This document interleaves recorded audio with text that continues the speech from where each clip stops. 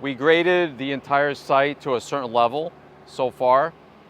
And like I said before, we had made the test borings to try to find where the good soil is. That good soil meaning the right consistency to hold the foundation in place.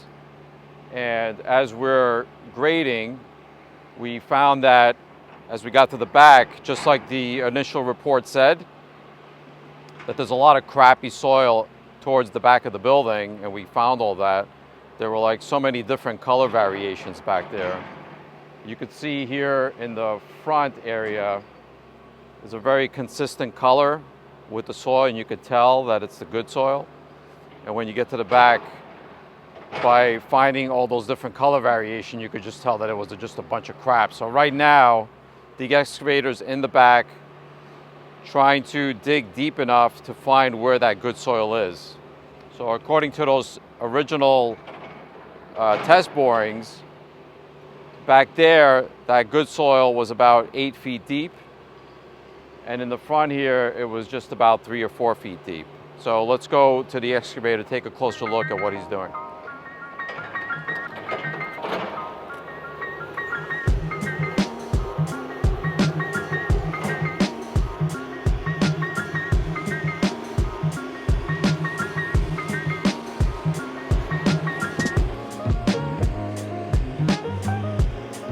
Looks pretty dangerous.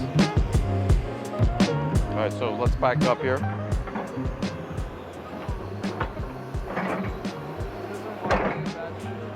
What is it? He doesn't want any of that. Any of what? That gray stuff? Yeah, sprinkled.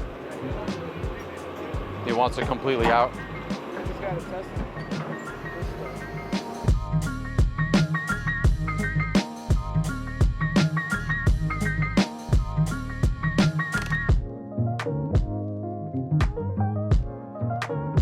What's happening here, he's trying to get to that good soil at the bottom, and the engineer wants him to completely remove any bad soil that's mixed in with the good soil, because he needs to come out here, make a little test boring, and make sure that that is indeed that good soil that we're talking about. So he's being very careful with the testing. You could actually see where that good soil begins, right at that elevation.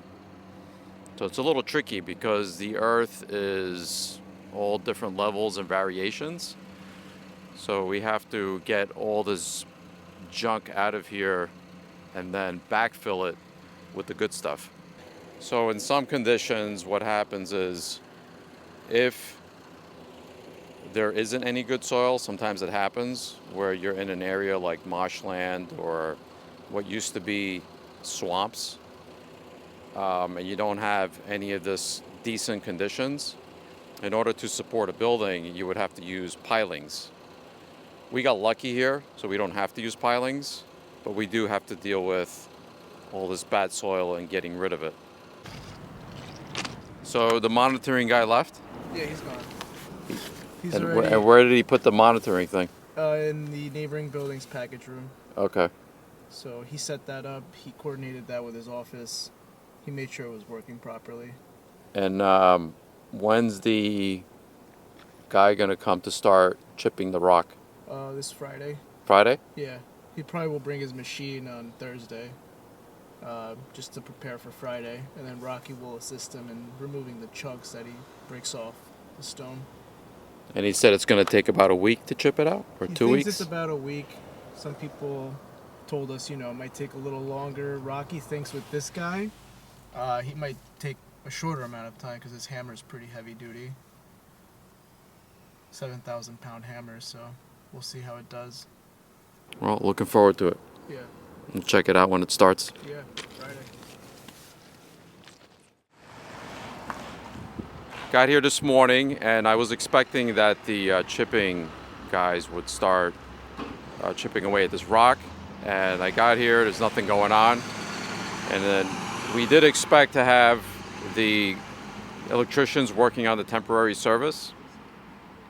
But I thought that this would be done by now, and the chipping would have gotten started already, but there's a few obstacles to get out of the way. and I'm going to talk to the project manager and see what's going on.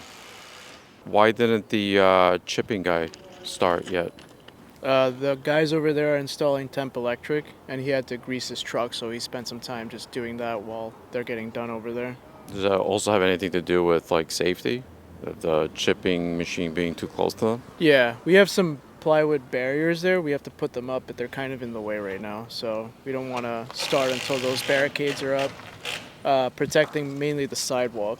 Which barricades? Those plywood barricades, they're facing down right now. They have those legs on them. We're gonna stand them up and put them along the rock so that when the guy's chipping, the stone doesn't fly into the street. Gotcha. When that rock chips away, is it like a strong projectile? Yeah, it's kind of like bullets almost. Really? Yeah, it's very fast. It's very strong. And we don't know which way the debris is gonna go into until he starts hammering. And so those are temporary service. The electricians are putting that in. Yeah, that's all the temp electric for the construction site. I saw them like taking it apart earlier and like now putting it back together. What happened with that? They were too close to the building. They didn't give themselves enough clearance. I guess they forgot where the building line was gonna be. So we had to tell them to push it back in between the two poles to give them more space and give us more space too. How much clearance do they need?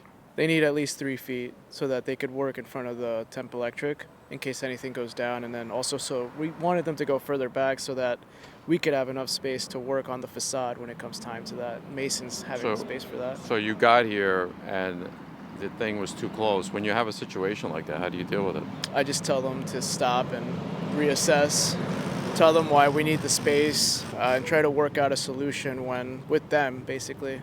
I mean, I've been in your shoes before. I know contractors they tend to get pissed off. Yeah. Like, do they get push angry. back? They do, but they also need to do the right thing, so they feel that is more important at the end of the day. Right. You just got to make them understand that. Yeah, sure. Yeah. And the temporary service, what is it going to do for us? It's going to give us power and internet during the construction phase, so we can have power for if we have a mobile office, we can hook up our laptops, have internet. If anybody needs power for their tools, their equipment, you can use that and run off of that. It won't require having a generator on site all the time, just so that the contractors can rely on a source of power while they're working. Why would we not just tap into the neighboring buildings? You have to ask for permission to do that. And also, some of their equipment needs more power. And you don't want to draw that much power from a neighboring building. And then you get into this whole thing where you're figuring out how much you have to pay that building to draw from their power. And you can trip the breakers and all that stuff. Mess with a lot of things in their building for sure. You want to avoid that.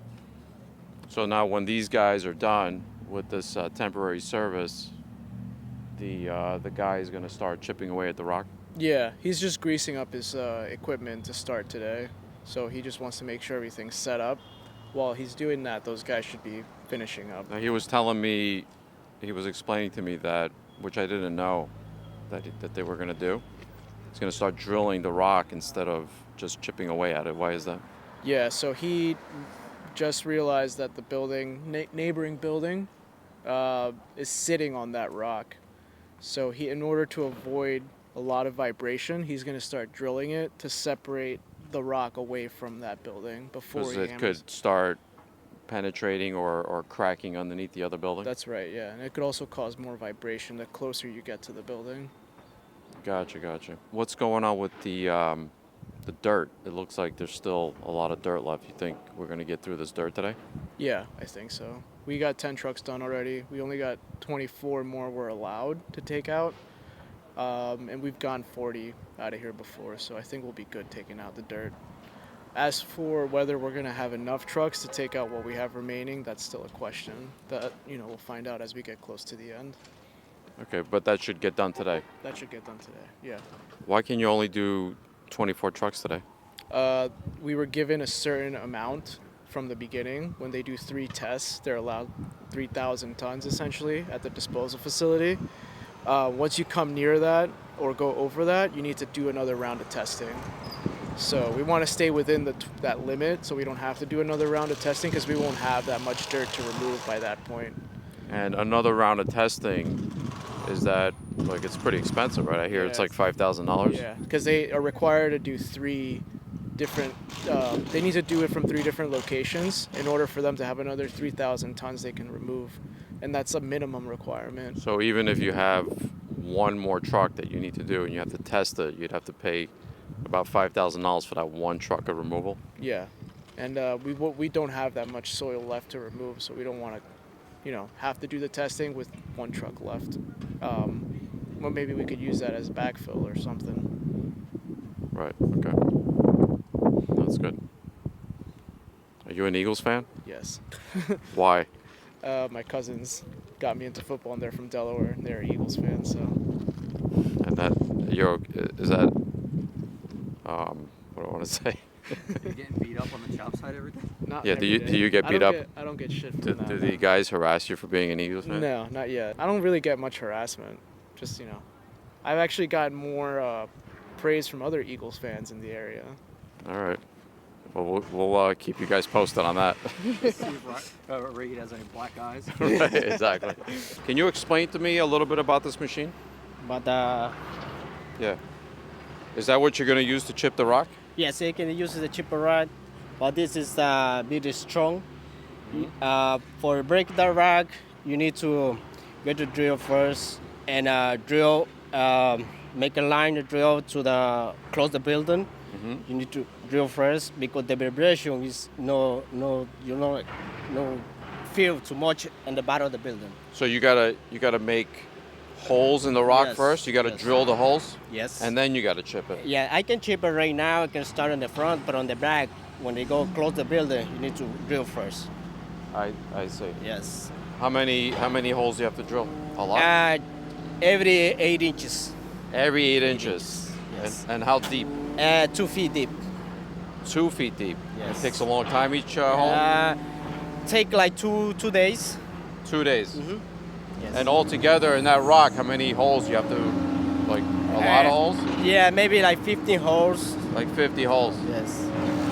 And what do you predict? You see the size of the rock. What do you predict? How long do you think it's going to take to chip the whole rock out of the way? Just I need to start, see the rock before, what strong is. Right. And then I can tell you how long I take it to. I see. Yes. I see. Are you concerned about anything? You're worried about anything? No. No. You've done this many times. Yes. Yeah. Yes. Yes. All right. Good. That's a heavy-duty machine, huh? Yes, that's a very strong machine. Yeah. Okay. Yeah, because the hammer is big.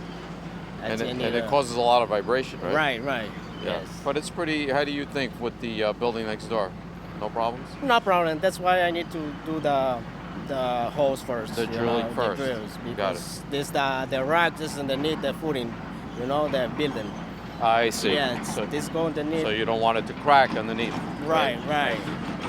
Right. All right, great. I can't wait to see it get out of the way. All right, thank you. Thank